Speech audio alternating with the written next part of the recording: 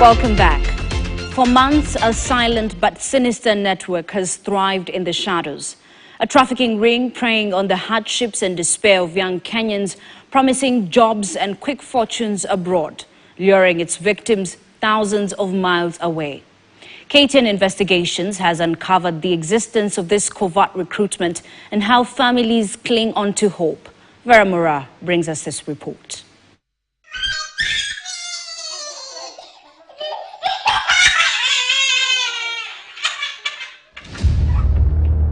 For the last 6 months, little Brian, not his real name, has been asking over and over for his father.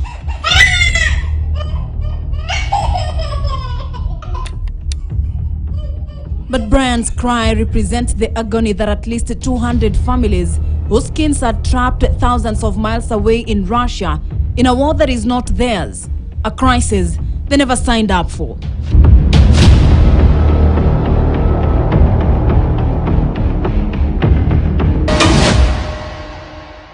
Sasa huko mahali wakapewa vitu wa sign na hizo vitu ilikuwa imeandikwa Kirasia, hakuelewa hata. Baadaye ndiye alipelekwa kwa kambi ya jeshi. After 1 month kutoa training akaniambia tumedeployiwa kwa vita ati wakiwa frontline. So akatambia akona uoga kwa sababu hajai ingia katika mambo ya vita. Kutoka hiyo time hatujai ongea, but mara ya mwisho kuongea naye alisema tu maombi kwa wingi. The problem we have right now, it's where they are going to deploy us as venye wanataka. Sio kila mtu urudi. Out of 10 people, unapatanga wanarudi watu kama 3. Hawa watu wanapigana na drones. Sisi tunapigana na mabunduki. Nani ataweza mwingine?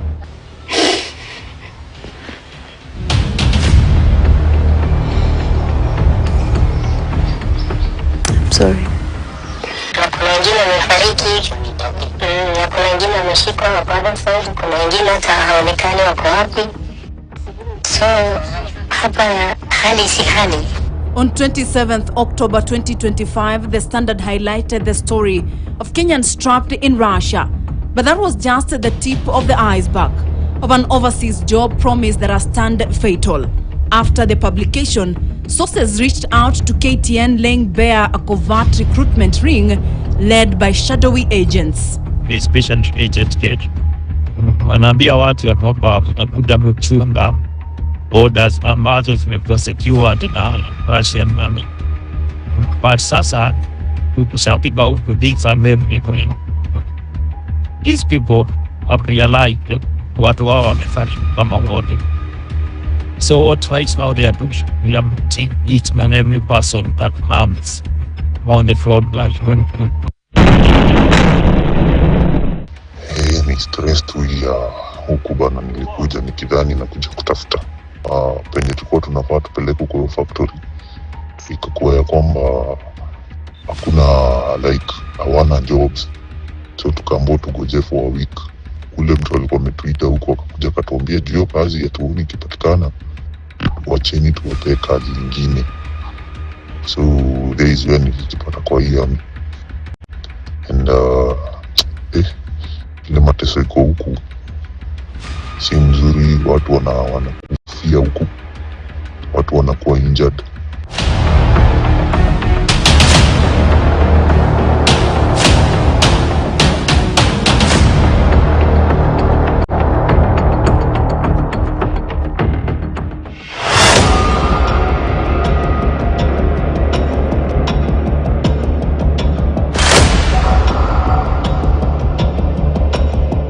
My name is Vera Mura.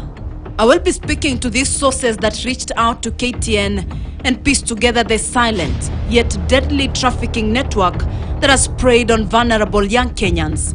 Most of them have police and military backgrounds aged between 20 and 30 years, lured through fake job promises only to be forced into the firing line of a bloody foreign war. Tuko hapa Russia. Tumeletewa security, tulidanganywa, lakini saizi walienda kutrain sisi for 2 weeks, wametupea bunduki, wanasema sasa tunaenda vita.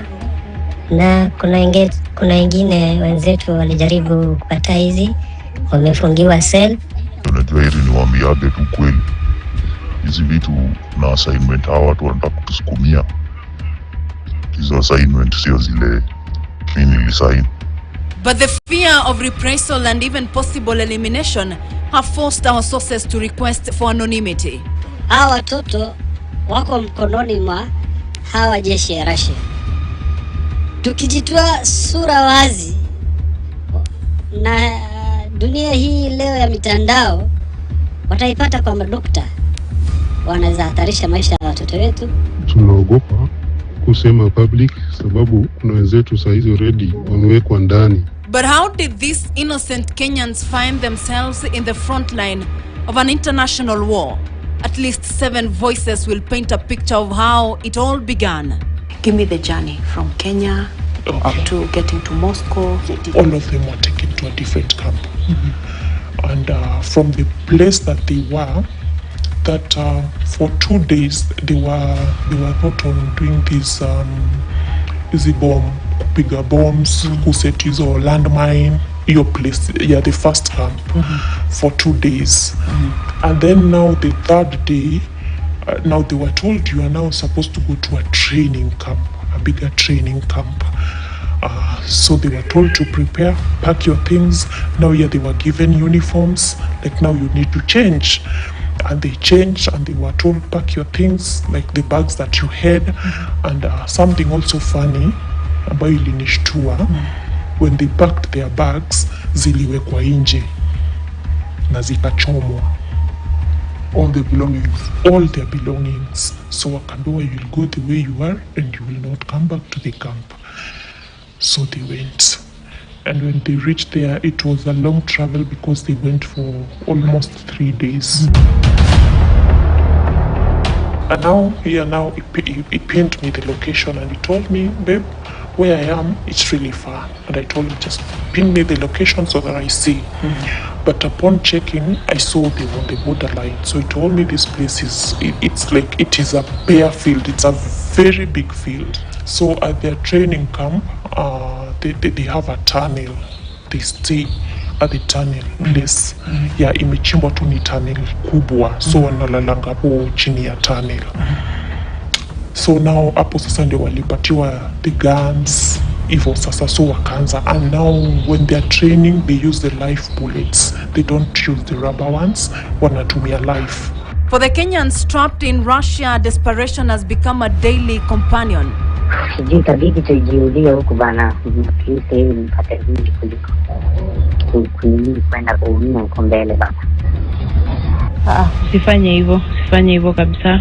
Now I think the trauma, people are even shooting themselves, they even killing themselves. Most of them revealed that they were promised between 250 and 300,000 Kenyan shillings per month, and in addition to Russian citizenship.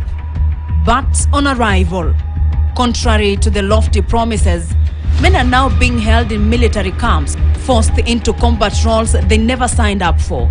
They are young, scared, and far from home. KTN also established that these young men are being funneled into military camps near Belgorod, a few miles from the Russian-Ukrainian front lines. Once inside, their phones are seized, SIM cards wiped clean, and they disappear into silence, unreachable, untraceable, and forgotten for months on end. So simu huku wanazipasua kuondoa evidence yoyote yenye ndio isijulikani. Pia chakula huku imekuwa hard. Kama hiyo training ilikuwa inakuwa mpaka saa ingine hatukuli. But I'm really not feeling okay. Tuliongea naye mara ya mwisho tarehe 12 mwezi wa 10. Communication ikakuwa breakdown, hakuna wakati siku nyingine tumeongea naye. Unajua hata masimu watu wameanza kuitishwa. Leo asubuhi zilikuja zikabebwa zote. Zikabebwa na gari ya komando. Back in Kenya, their families are caught in a web of confusion and helplessness. For days, they have queued outside the Ministry of Foreign and Diaspora Affairs, clutching onto photos, letters, and hope of ever seeing their loved ones. They have knocked on doors of government offices, seeking answers, and hoping their voices will reach beyond borders. We want it to be done fast and quick because this government is capable of doing that. Kama ni Minister wa Foreign Affairs, Musalia Mudavadi, kama anaweza tu yeye mwenyewe asafiri mpaka Russia, ashughulikie hiyo jambo akiwa wapi, akiwa huko Russia.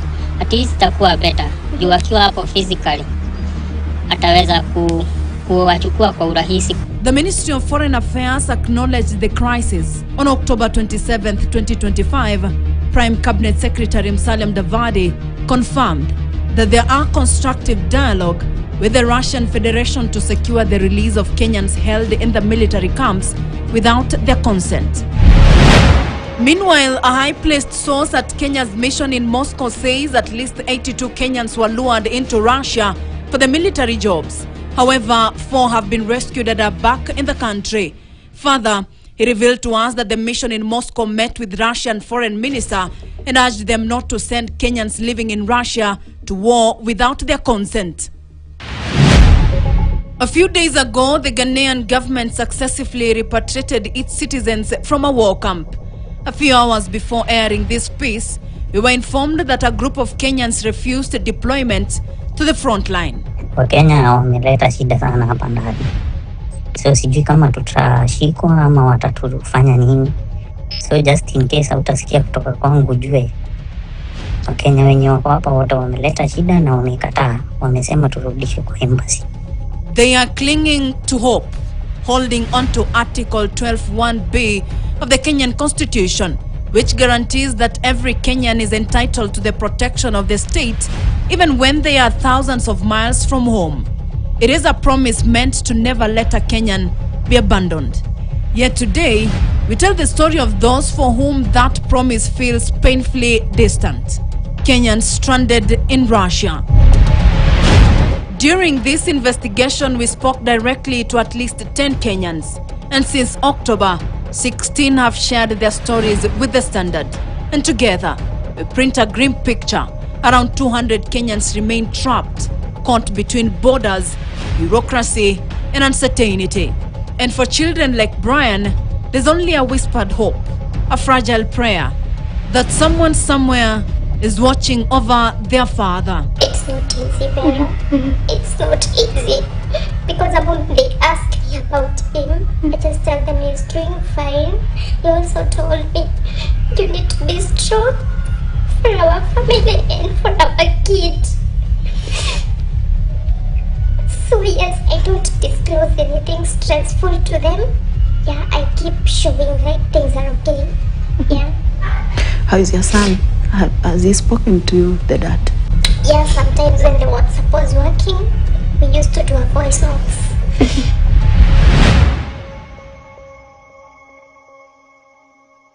In fact, even if I give you the voice notes, my son always keeps praying for his dad. I just tell him, Daddy, God is going to keep you. God is going to protect you. I told him we love him and we pray for him every day. Everybody of peaceful life. Praise for my father and my church. Praise for my father. Even I love my father so much. Vera Mora, trapped in Russia for KTN.